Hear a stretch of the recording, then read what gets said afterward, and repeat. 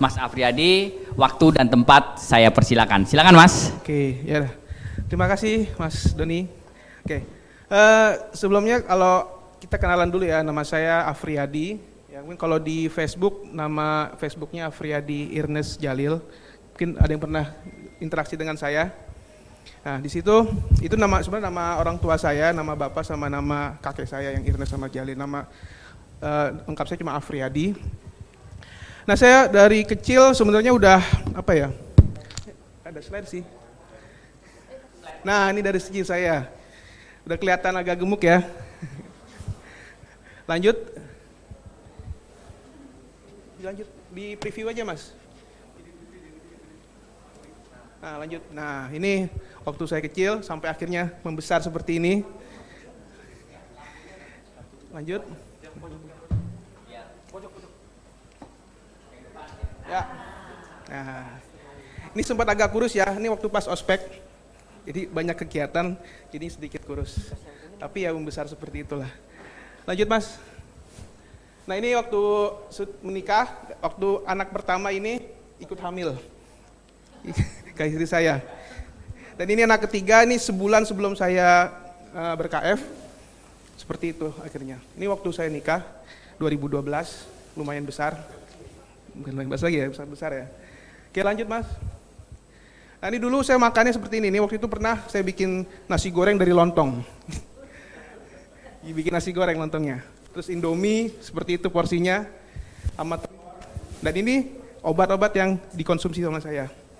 Dan ini ada alas kaki khusus, dibikin bolong seperti itu. Nah, dan seterusnya, ya seperti itulah perlengkapan perang saya dulu sebelum mengenal ini KF. Lanjut. Nah, ini luka saya, ini waktu di atas saya waktu ikut Jekoran tahun 2017. Habis Jekoran 5 kilo, selesai langsung seperti itu, berdarah. Nah, ini 2018 lukanya. Nah, ini waktu ini 2018 juga, itu waktu nikah ya. Alhamdulillah ini 2020, Juni ini Juli, mengurus ya. Tapi sayangnya waktu pas saya mengurus ini, waktu di KF itu saya kurang pilar moving ya. Sehingga jadi ya kurus aja. Nggak ada sehatnya sih, kalau orang lihatnya kurang sehat gitu. Banyak yang bilang kurang sehat, sehingga sempat saya ya putus lah di KF, apalagi waktu itu. Karena pernah ada tuh di KF itu ada yang bermasalah yang dibilang malnutrisi lah dan semacamnya. Nah, itu karena memang salah saya juga waktu itu. Karena saya kurang pilar movingnya, pilar bergeraknya, olahraganya saya kurang. Walaupun sebenarnya waktu pas saya mulai KF, saya sudah daftar tuh di gym. Sayangnya kan saya mulai KF itu Desember 2019. Januari 2020 saya daftar di gym, baru 3 bulan pandemi COVID 2020. Ya udah akhirnya pilar movingnya nggak terlaksana dengan baik. Ya, kurus sih. Lanjut kali Mas. Dilanjut. Nah, ini akhirnya sampai 2022 kaki saya tuh yang tadi luka patah seperti ini. Kalau waktu itu pernah ke 3 dokter ya, dokter orto, ya kebetulan KF Warrior juga, dokter Adisa Yusuf, kenal kan? Nah, sama beliau dibilang ini mesti diamputasi. Ya, terus ke dokter penyakit dalam, dokter Ida Ayu di Fatmawati, sama ke dokter bedah vaskuler, dibilang ini harus diamputasi. Nah, akhirnya saya mulai serius untuk nge-gym. Ya, karena kalau movingnya kardio saya kayaknya kurang efektif ya. Karena ya luka, jalan sedikit udah meriang gitu. Dan saya kan karena luka itu juga saya kena varises nih. Sampai sekarang saya pakai stocking. Karena pembuluh darahnya masih nggak lancar. Alhamdulillah sekarang sudah lancar, tapi karena untuk pencegahan supaya tidak terlalu capek tetap pakai. Oke. Alhamdulillah mulai moving dan mulai bergerak, mulai olahraga beban dengan serius ya. Plus olahraga beban juga, tapi kurang serius. Nah, itu mulai ada perbaikan. Ini 2023 nih November kemarin, dokternya bilang ini nggak perlu diamputasi. Alhamdulillah. Tangan dulu dong, luar biasa ya. Jadi di sini nih dari 3 dokter spesialis ya, penyakit dalam, ortopedi sama spesialis bedah vaskuler udah bilang ini harus diamputasi. Malah pas kayak bedah vaskuler, Bapak kapan punya waktu untuk dioperasi? Langsung digituin. Ya, akhirnya ya udahlah, saya mendingan fokus saja olahraga. Olahraga beban ya pilihan saya akhirnya. Alhamdulillah sudah dibilang sembuh. Lanjut Mas.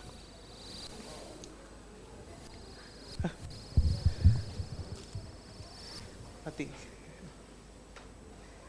Oke, untuk luka, sebenarnya saya ada luka yang pertama itu sudah nutup, ya. 2000, ini ada fotonya, ya. 2022 yang ada luka udah nutup, yang pertama. Sayangnya saya tuh agak sedikit iseng ya, otak-atik karena kan luka saya ini kalau kata perawat di penyakit dalam ini karena awalnya kapalan. Karena saya dulu sebelum olahraga beban saya suka jalan kemana-mana. Kadang kan juga saya seringnya suka naik kendaraan umum. Lanjut Mas. Nah ini udah nutup sebenarnya. Ini udah nutup ini, yang di bawah jempol, yang menyebabkan tulang saya jadi diamputasi, udah nutup seperti ini, ya. Namun karena saya iseng, di sini jadi ada kapalan ya, karena kan saya suka jalan kaki juga. Akhirnya lanjut, dilanjut. Nah ada luka lagi nih, sekarang di tengah-tengah. Ya, akhirnya dibersih-bersihin juga. Ini Mei 2019, lukanya di ini ya. 2023 ini kemarin sudah mau nutup, dan alhamdulillah sih sebenarnya Februari kemarin sudah nutup, dan saya dirujuk ke rehab medik untuk kan di sini jadi kaki saya jadi seperti kayak macan gitu ya, kakinya yang kanan. Nah dikasih alas kaki. Nah sayangnya alas kakinya itu karena kualitas di rumah sakit negeri kan biasanya agak kurang ya, malah bikin luka lagi. Padahal Februari kemarin ini luka yang ini udah nutup, tapi sudah udah perbaikan lah istilahnya. Nah tapi karena pakai alas kaki tadi, yang ada kayak tonjolannya di daerah sini, nah jadi ada luka lagi di sini karena gesekan-gesekan. Ya, oke lanjut. Nah ini sebulan setelah ber-KF 2019 akhir, HbA1c 7,5. Awalnya itu kan tadi GDP 2,5, kalau saya lihat di konversi kurang lebih HbA1c itu seingat saya 9 ke atas. Ini baru sebulan ber-KF udah 7,5. Ya. Untuk lain sih kelihatan ya, gula darah turun. Ini baru sebulan berapa, dan saya sebulan pertama itu KF saya memang fokus ya, karena saya fokusnya ke makanan. Tapi memang walaupun kurang ininya, tapi turun memang gula darah. Sayangnya sebelum saya berolahraga beban itu lukanya nggak nutup-nutup ya, walaupun gula darah turun, HbA1c udah mulai turun. Oke lanjut. Nah ini tahun 2022 ya, udah mulai 6,4 ya, ini udah mulai olahraga yang beban ya. Lanjut lagi, 2022, 2023 Februari beberapa bulan kemudian 6,1 ya. Lanjut lagi. Nah ini kapan nih? Juni 2023 ya. Udah berapa? 5,9, sudah mendekati normal ya. Kan yang di sini kan 5,7 kan. Gula darah puasa masih udah di atas 100, karena di waktu ini ya sudah 2022 ke atas saya udah fokus untuk latihan beban. Nah kata Om Bebi kan juga di latihan beban itu malah bikin nafsu makan jadi lebih besar. Itu jadi ya otomatis saya ya udah, yang penting makannya full hewani, walaupun kadang-kadang ketemu dengan hal-hal yang aneh ya. Makanan-makanan itu karena saya di rumah aneh juga, itu apa Mas? cheating dikit lah. Karena sebenarnya saya juga di rumah sendirian untuk ininya ya, enggak. Walaupun istri saya nemenin, cuma kadang kan istri saya juga kerja di rumah di puskesmas. Jadi enggak 100%. Ya kalau ada makanan sisa, kadang anak saya makan coklat, kue enggak habis, kasihan, yang saya makan aja. Mubazir. Ya jadi ya seperti itu. GDP jadi tinggi terus jadinya, walaupun HbA1c perlahan-lahan mulai turun. Oke, lanjut. Nah ini gula darah puasa tetap naik ya. Ini nggak ada HB1C, tapi kalau dilihat dari triglycerid 86 udah mulai bagus kan. Salah satu faktor untuk diabetes udah mulai perbaikan bisa dilihat dari triglyceridnya ya. Kalau udah di bawah 100 sih udah mulai bagus kalau yang saya baca. Oke, lanjut. Nah, ini juga triglycerid saya, di sini nggak ada HB1C ya. Triglyceridnya udah mulai turun juga. Udah di bawah 50. Oke, lanjut. Nah, ini ketika 2023 Oktober HB1C 5,8 udah mendekati normal. Nah, berikutnya.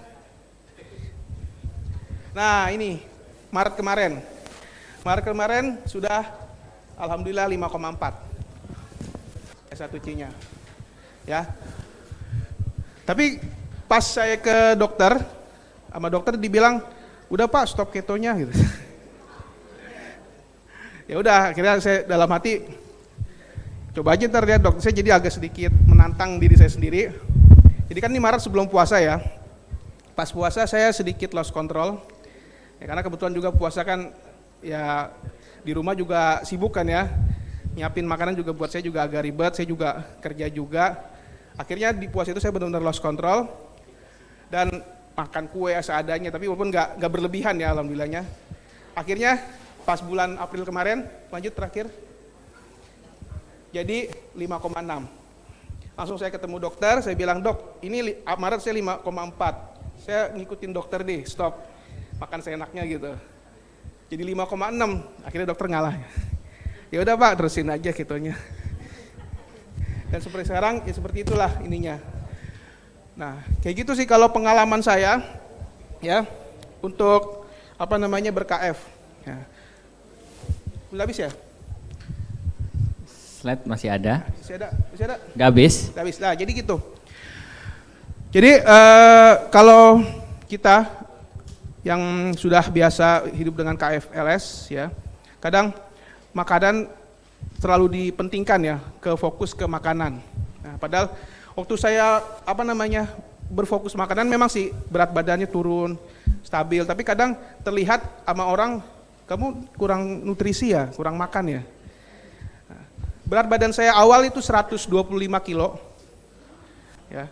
Waktu pandemi fokus di makanan jadi kurang gerak, kurang macam-macam. Itu berat badan saya sudah sampai 85 kg turunnya. Nah, sayangnya ya tadi yang saya bilang kan karena kekurusan, ada yang bilang, terus juga kena terimbas badai yang dulu bilang malnutrisi lah, mal ininya lah gitu. Akhirnya udah saya sempat tahun 2021 kena badai itu. Naik berat badan saya, makan seenaknya, sampai 100 kilo, naik lagi, gitu. Nah untuk balik memang susah, tapi saya konsultasi ke Om Ebi gitu, ya mendingan olahraga beban fokusnya, ya. Karena emang setelah saya lihat, saya evaluasi, saya kurang dalam hal pilar moving, sama pilar istirahat, istirahatnya? Resting ya. Nah, kurang tidur juga. Nah, kebetulan saya kerja sampai sore malam ya, kerjanya baru mulai dari siang sampai malam, jadi kadang tidur baru bisa jam 10 atau jam 11 gitu. Untuk pilar makan memang fokus full hewani, tapi kadang-kadang ya tadi ya, karena nggak ini, dan saya nggak mikirin kalau misalnya kemasukan karbo, nggak terlalu mikirin, karena ketika kita memikirkan hal itu kadang jadinya stres sendiri, padahal kan di dalam KS ini kan kita harus relax kan ya. Nah, yang penting kita makannya nggak berlebihan, tetap makan yang full hewani kalau bisa. Sama satu lagi, jangan lupa berolahraga ya.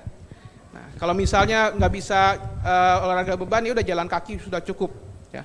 Karena ketika kita jalan itu sebenarnya otot-otot kaki kita juga berolahraga kan, bekerja kan. Nah, sedangkan kalau yang saya tahu di otot kaki itu termasuk otot yang paling besar di tubuh kita. Nah, dan olahraga beban itu juga kalori yang terbakar itu nggak hanya pas olahraga ya. Jadi ada setelah 1-2 hari pun ada perbaikan dari otot-otot yang terusak ya karena olahraga tadi, dan akan diperbaiki, membutuhkan kalori juga. Jadi mengambil gula darah juga dari situ. Oke, ya mungkin sampai di sini kali ya. Supaya ini kan juga mulainya sudah gatal, jadi biar waktunya pas dengan yang lain. Terima kasih atas perhatiannya. Assalamualaikum warahmatullahi wabarakatuh. Waalaikumsalam. Luar biasa. Tepuk tangan dulu dong buat Mas Afriyadi.